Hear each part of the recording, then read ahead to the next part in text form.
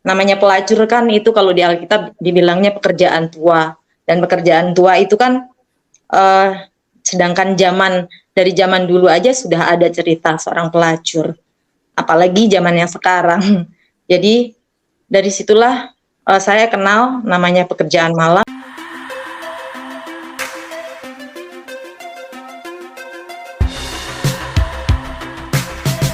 Thank you. Saya berasal dari Jawa, yaitu Malang, dan saat ini usia saya 37 tahun. Sekarang saya tinggal di Bali,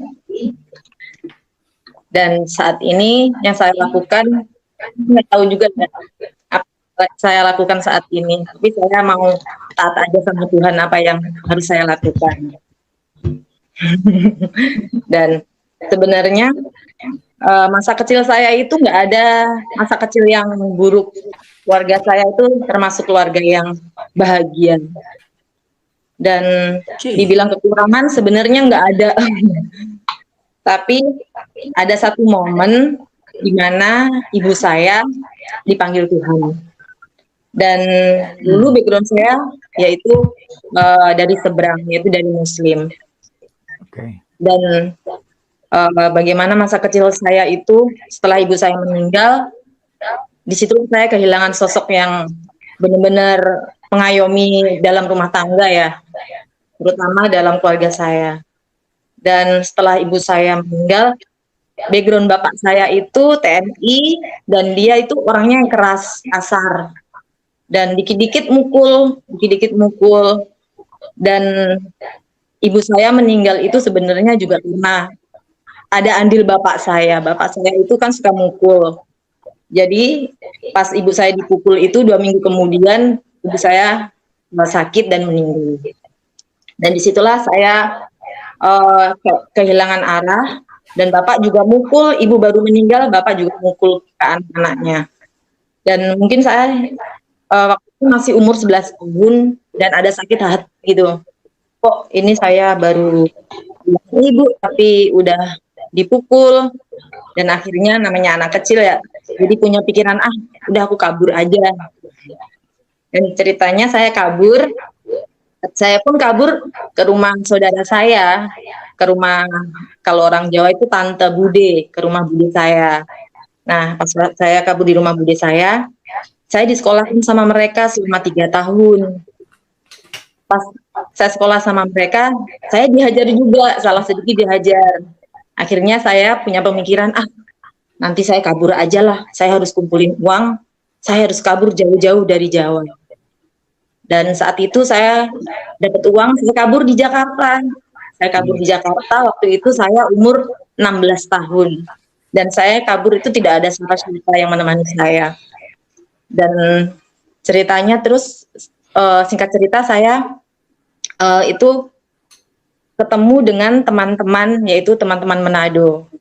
Dari situlah saya kenal namanya dunia malam, dan saya ingin mencoba, kok mereka cari uang gampang ya.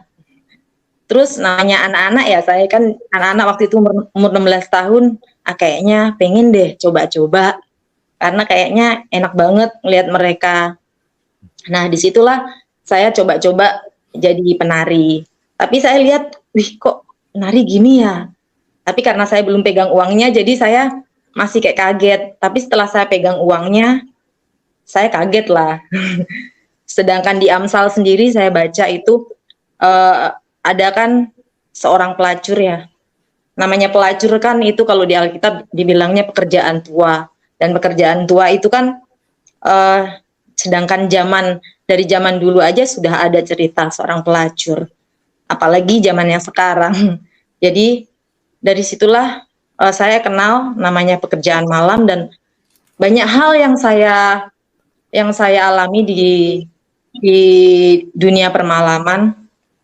Dan di situ saya juga belajar yang namanya narkoba, merokok, minum, semuanya. Dan di situ juga saya seperti anak yang kesenangan karena ada mainan baru. Bisa dikatakan seperti itu. Dan dari situlah saya sampai 11 tahun menggeluti dunia penari. Dan di situ juga mas saya bekerja di dunia perfilman, saya seperti merasakan, aduh gimana sih kalau aku kerja malam terus, sedangkan aku itu pengen kenal Tuhan loh.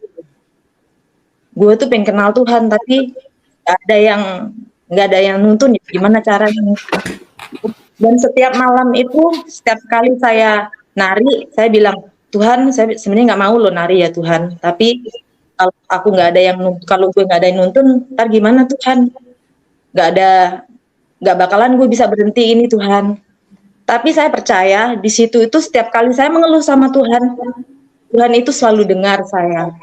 Amin. Karena saya gini, di Alkitab malaikat berdosa dia buang, sedangkan kita manusia berdosa dia tetap tolong, dia tetap berikan tangan, dia tetap memberikan kasihnya untuk manusia. Jadi saya percaya kalau suatu saat saya itu akan berhenti dari semuanya ini. Tapi saya waktu itu kan saya tidak tahu tentang Tuhan Yesus. Tapi saya selalu, jadi saya ada kesaksian, saya ada penglihatan waktu itu, ada tangan berbentuk cahaya dan dia mengeluarkan tangan seperti ini. Dan dia bilang gini, sayalah yang awal dan yang akhir. Wow. Taunya itu saja, yang awal dan yang akhir. Nah saya bangunlah, apa itu yang awal dan yang akhir. Nah di situ saya kayak lihat di foto di kamarnya teman saya, itu apa ya? Itu kok cahaya tangan gitu, kayak aku pernah lihat ya. Itu pas di mimpiku, tapi kayak bukan mimpi. Nah disitulah saya kayak Tuhan arahkan kamu ke gereja. Tapi saya pelan-pelan gitu, saya sendiri pertama kali saya ke gereja sendiri saja, tanpa dituntun Wow. sama siapa. Nah pas di gereja itu, saya masih ingat waktu di gereja itu jam 5 sore, tapi saya datangnya jam setengah 6 atau jam 5 gitu pas ada khotbah. Nah di khotbah situ dikatakan, pendetanya bilang membahas tentang wahyu, tentang alfa dan omega. Dan disitulah saya kayak teringat ke Tuhan, loh kan ini kan yang awal dan yang akhir seperti Tuhan kasih ke aku ya waktu tangan itu, waktu tak ada tangan yang bercahaya itu. Nah disitulah awal saya mengenal Tuhan. Dan pelan-pelan, sekalipun saya masih rusak di dunia permalaman, tapi saya percaya tangan Tuhan tidak akan pernah membiarkan saya dalam kegelapan ini. Dan dari awal situ saya bertemu dengan Tuhan, pertemukan saya dengan orang-orang baik. Dan saya pun juga percaya kalau bukan dari saya sendiri yang mau mengulurkan tangan saya, pasti saya tidak akan pernah seperti yang sekarang. Dan singkat cerita, saya ikut pelayanan dengan teman-teman, seperti dengan Roni juga dulu pernah pelayanan sama-sama, dengan Kak Elisa juga, dan bahkan teman-teman yang ada di Jakarta. Tapi waktu saya ikut pelayanan itu, saya masih ada rusak-rusaknya belum benar. Tapi saya mencoba mau ikut ke jalan yang benar dan saya mau berusaha. Nah, di saat itu waktu itu saya jalan ke Manado, liburan ke Manado. Nah, waktu pas di Manado itu di kamar saya dengar telinga sebelah kiri, sekolah Alkitab Jongana. Nah, di situ saya bingung, apa itu? Sekolah Alkitab apa itu? Saya nggak tahu sama sekali sekolah Alkitab. Karena jujur waktu saya ke gereja, waktu saya ikut pelayanan, saya membaca firman, saya ikut berdoa, tapi saya tidak pernah tahu apa maksud firman yang sebenarnya. Dan disitulah saya ikut Tuhan. Oke Tuhan, deal-dealannya Tuhan ya. Kalau memang Tuhan mau aku ikut ke sekolah Alkitab, aku percaya pasti Tuhan kasih jalan nih. Nah, tapi saya tunda sekolah Alkitab selama 2 tahun. Saya tunda itu, waktu itu saya ke Bali. Pas waktu saya di Bali, saya mulai lagi ikut arus Bali gitu ya, rusak-rusak gitu deh pas tahun 2016. Tapi saya tahu kalau saya meneruskan kerusakan saya ini, saya akan susah bangkit. Nah, akhirnya saya deal-dealan sama Tuhan. Tuhan, kalau memang Tuhan panggil saya ke sekolah Alkitab, Tuhan ini saya ada uang 50.000 Tuhan.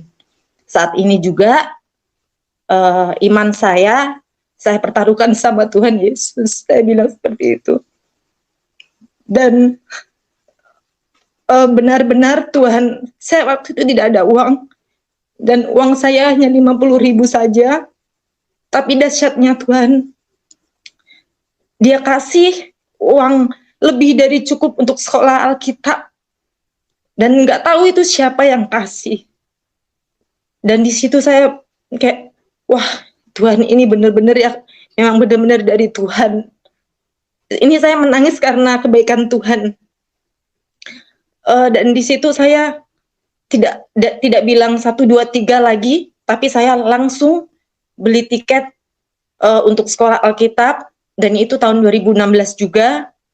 Dan di sekolah Alkitab pun sebenarnya membuat saya takut juga ya, kok di sekolah Alkitab, tapi kok kayak penjara, kok kayak gini ya. Dan bahkan sebenarnya saya juga banyak adu mulut juga sama anak-anak yang sekolah Alkitab sana. Tapi saya percaya itu kayak, aduh, itu iblis yang mau menggagalkan saya. Dan di situ pun saya juga seperti, aduh ini saya cek malam tapi kayaknya dipandang juga sebelah mata. Tapi saya mungkin karena saya orangnya cuek dan saya juga mau ikutin kata Tuhan, jadi saya ya udahlah bodo amat. Karena saya di sekolah Alkitab saya punya tempat berdoa, itu dibilangnya kamar kosong, kamar berhantu. Tapi saya selalu berdoa di situ. Saya berdoa di situ, saya minta ke Tuhan supaya Tuhan kuatin saya, dan saya puji Tuhan, saya lulus sekolah Alkitab, dan saya juga masih diproses juga sama Tuhan, selesai sekolah Alkitab, dan saya percaya proses itu yang membuat saya saat ini menjadi kuat. Dan setelah saya lewatin setiap proses, saya sekolah Alkitab, sampai saat ini pun saya juga masih diproses, tapi saya percaya sedangkan pelacur aja Tuhan masih mau gandeng, dia bisa menjadi saksinya Tuhan, bahkan dia memenangkan jiwa satu kampung. Tapi saya percaya juga, sekalipun saya belum pernah memenangkan jiwa, tapi saya percaya bahwa saya sudah dipilih Tuhan sampai saat ini. Terima kasih, itu kesaksian dari saya.